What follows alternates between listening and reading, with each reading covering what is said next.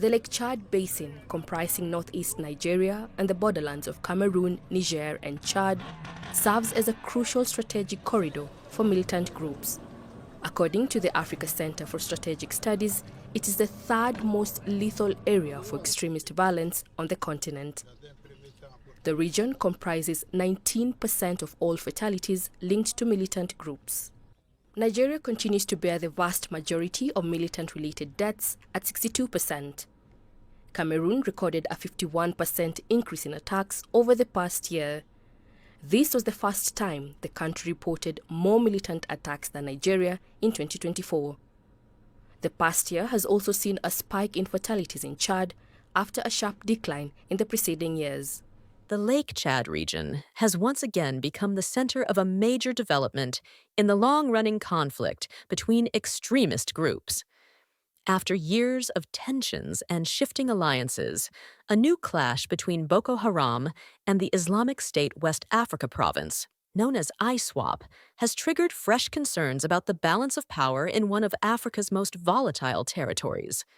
According to intelligence briefings, Boko Haram launched a major offensive against ISWAP positions around the Lake Chad Basin, leading to a fierce battle that reportedly left around 200 ISWAP fighters dead.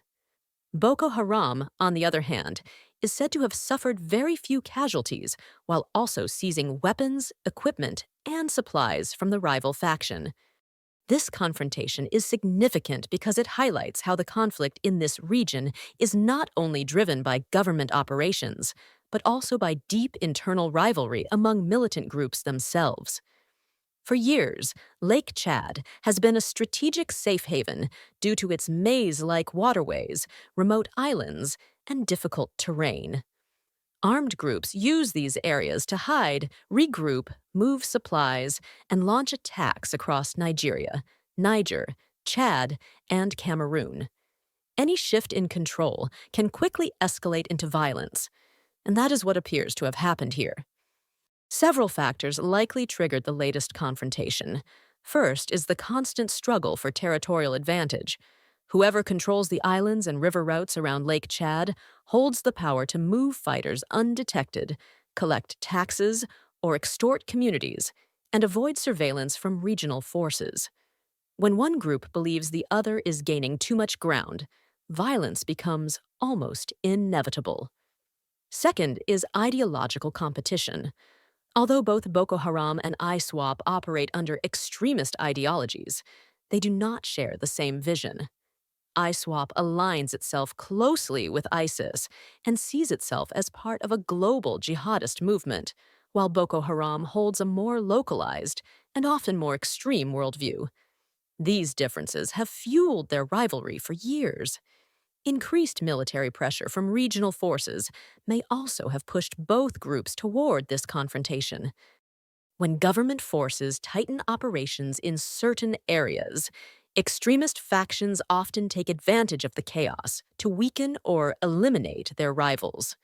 The consequences of this clash are significant. While ISWAP may have suffered a major blow with such a heavy loss, Boko Haram gaining temporary advantage does not mean the region will become more stable. Both groups remain fragmented, unpredictable, and capable of regrouping quickly. For regional militaries, this situation presents both opportunities and challenges. On one hand, weakened extremist factions are easier to target. On the other, sudden shifts in territorial control can complicate intelligence gathering and create new blind spots. As always, civilians are the ones who feel the impact the most. Communities living around Lake Chad continue to face displacement, intimidation, forced recruitment, and severe insecurity. Many families in this area already live with limited resources and few economic opportunities, making them vulnerable to influence or recruitment by extremist groups. Any change in who controls their village or fishing routes can instantly disrupt their lives and force them to flee. Even though the reported death toll is high, it is important to note that casualty numbers in this region are often difficult to verify. The difficult terrain and limited access for independent observers mean information usually comes from local sources, military reports, or intelligence briefings that may not capture the full picture. Another important element in this crisis is the role of de-radicalization and reintegration. Earlier this year, more than 200 former fighters surrendered and joined skill building and rehabilitation programs around Lake Chad. These initiatives show that some militants can be pulled away from the cycle of violence, but long-term stability requires more than military victories. It requires consistent investment in education, economic opportunities, and community rebuilding so people do not feel pressured to join extremist groups again. The geography of Lake Chad makes this conflict especially complicated. The region's scattered islands and swampy terrain offer perfect hiding spots for fighters and make military operations extremely challenging. This is why regional cooperation between Nigeria, Chad, Niger, and Cameroon remains essential. No single country can secure the area alone.